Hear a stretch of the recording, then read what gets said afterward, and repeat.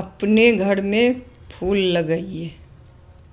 Balcony में फूल लगा करके इसको सजाइए। देखिए डब्बा हम ले लिए हैं, इसमें फूल का बीज हम अपने लगाए हुए थे वही लगा रहे हैं। और घर आप लोग फेंक देते हैं छोटा छोटा डब्बा, उसे फेंकिए नहीं, उसमें भी अच्छा फूल लग सकता है। वही लगाए हैं हम। देखिए ये फूल ऐसे हो गया है, 15 दिन का लगभग हुआ है। ये ऐसे बड़ा हो गया है।